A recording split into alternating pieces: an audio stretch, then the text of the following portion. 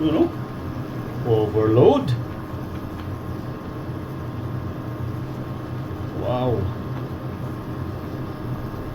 Overload na naman yung gulay natin. Maulan na umaga. Yan. Dahil maulan, tumaba na masyado yung malunggay natin guys, oh. Yun, dahil mataba na yung malunggay natin, magsasabaw tayo ng sinigang na bangus with shrimp. Yun, yan, oh, malunggay natin. Maulan kasi kaya mataba na yung malunggay natin. Yan, oh. Masyadong mataas. Yan, tagal natin yung tubig. Oops, wow, taba-taba. Ang taba ng malunggay. Oops, mataas na. Halos na tayo umabot sa ano. Yun. Sulba na bang sabaw natin dito. Matangkad na yung malunggay natin pero napakataba. Then kuha tayo ng tanglad, lemongrass. Siya pala, ipakita ko sa inyo yung bunga ng lemon ko guys, oh. Daming bunga yan. Loaded ang bunga ng lemon ko guys, oh. Ilagyan ko na ng tukod. May tukod na ito dahil sa daming bunga. Ayan, oh. Alright, bunga pa sa lemon yan, oh. Lagyan ko na yan ng tukod. Pati dito sa baba, daming bunga. Ayan, oh. Grabe ang lemon. Wow. Saka itong lemongrass natin dito na. Pwede na to. Nabuhol na yung ano natin. Pangit pala yung papaya sa matubig. Nagtubig kasi sa ulan-ulan. Yan, oh, daming tubig. Kuha tayo ng lemongrass guys.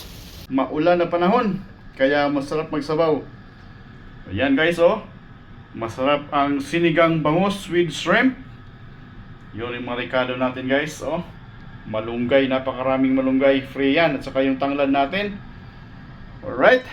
So magsisigang tayo guys ng bangus with shrimp. Let's go.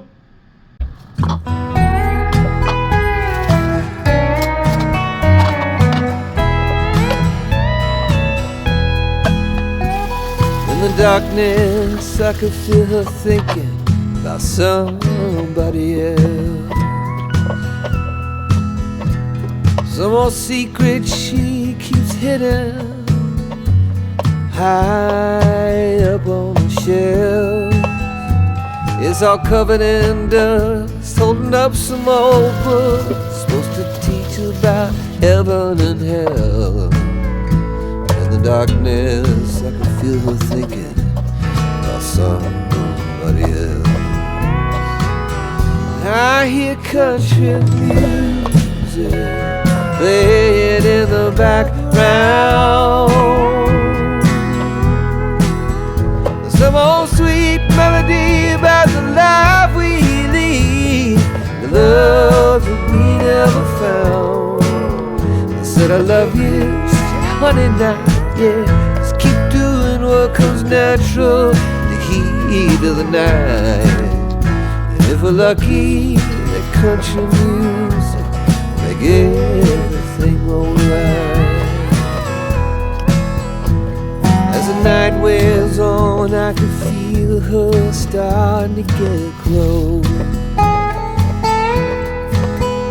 moving over to me through the memories that only the shadows on the ceiling know. The whiskey and the lies we keep telling, I hear a melody starting to take hold. As the night wears on, I can feel her starting to get close. I hear country music playing in the background.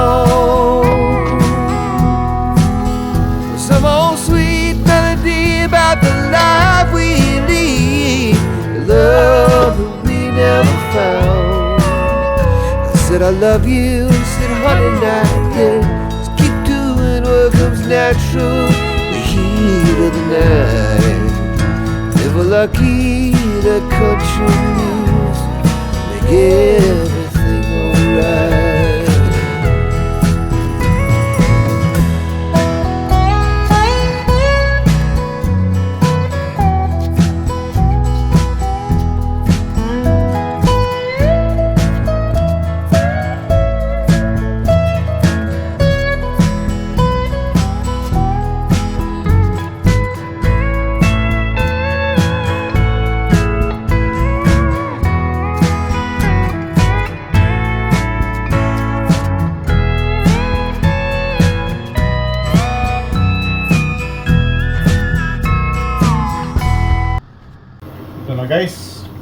umpisa na po tayo ng pagluluto.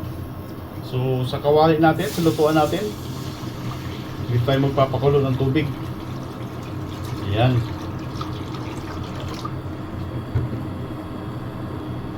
Then halo na natin yung ating mga ricado, sibuyas, luya, kamatis at saka lemongrass. Yun. Then takpan natin yan. Pakuluan lang natin dito guys. Then sa pagkulo, mamaya saka pa natin maghalo ng mga gulay natin. Right? So ayan guys, kumulo na po yung ating tubig. Then at this point, halo natin yung ating isda. Ayan. Halo natin yung ating bangus. Holo ng bangus. Then chan. Alright. Overload naman to sa gulay guys. I know. Yan no. So yung shrimp, dahil madaling maluto lang yan, susunod lang natin yung shrimp. Then para lalasa na yung sinigang mix natin dyan, ihalo natin yung ating sinigang mix. Oh, original Sampalok sinigang sa North sinigang sa Sampalok mix, original. Ayan, shout out sa iyo. Sinigang sa hipon. Okay, sinigang sa hipon guys. So ito yung gamitin natin agad para lumasa na yung ating sabaw, saka susuot na sa isda yung sinigang mix natin. Okay, so ganyan lang yan. Wow. Then magtimpla na tayo dito ng asin. So, saktong lang, saktong sinigang mix lang. Then magtimpla na tayo ng asin. Ayan.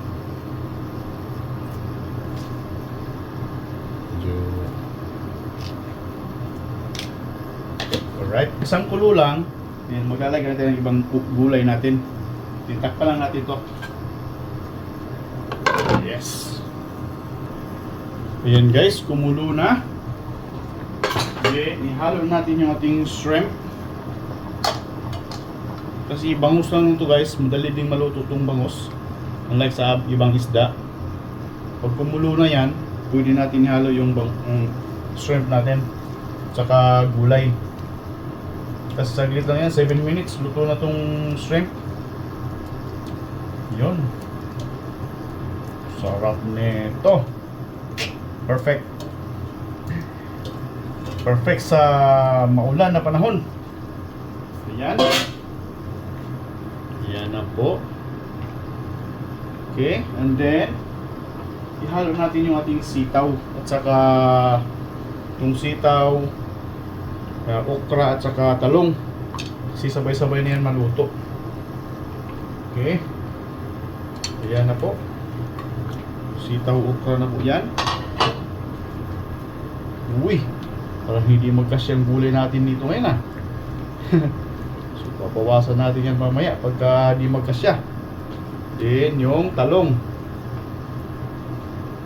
Naparami yung gulay natin guys. Naparami ang gulay. So yan, talong. Talong. Yan. Naparami. Mas maganda, mas maraming gulay, mas maganda. Yan guys, oh. Covered po na naman yan. Pag hindi mo kasi yung natin Yan. So pag kumulo yan, sabay-sabay na yung gulay at saka yung shrimp natin.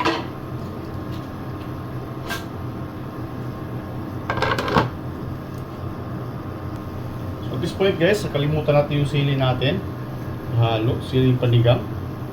Saka siling labuyo para mayanghang. Ayan. Sure na yan. Sold na naman dito.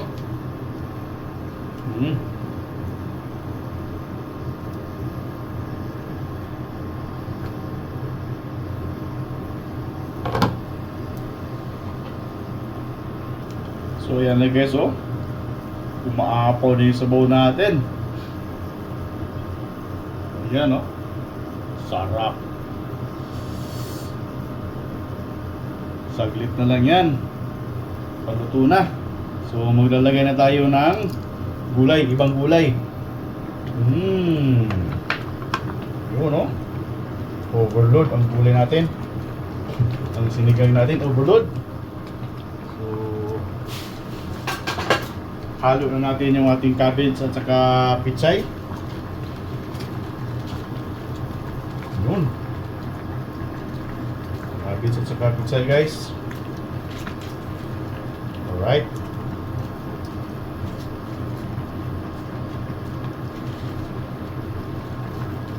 Ba talaga pag maraming gulay, guys, napakasarap. Masarap. Ayan. Then malunggay na mamaya. Yun, no?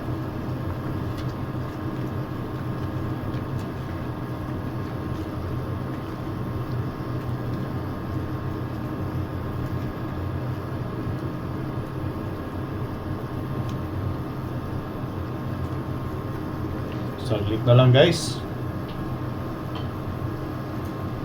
10 lang yan. So ayan, 10 lang yan. Lalagyan na tayo ng malunggay. Overflow naman yung malunggay natin. Yan, oh. Malunggay natin, guys. And then yun, oh. Overload. Wow. Overload na naman yung gulay natin. Basta tayo magluluto, guys, kailangan maraming gulay yan. Ayan, no? Yung shrimp natin, saktong luto na to. Pangit kasi pagka nasubra ng luto yung shrimp, ano na, matigas. Okay. And then spring onion. Final na yan. Pag hinalo na ang spring onion, guys, pag hinalo natin yan, wow, ibig sabihin finished product. Alright. Yun, no? Hindi na makita yung bangus natin. Huwag natin ipakita na yung bangus. Baka malurog yun naman, eh. Yan, no? Sarap. Perfect na yan, guys. Perfect. So zoom in na natin yan. Yes, may sinigang na bangus with shrimp and overload sa gulay. Ayan, no? Wow, sarap. Thank you so much. Kain na na.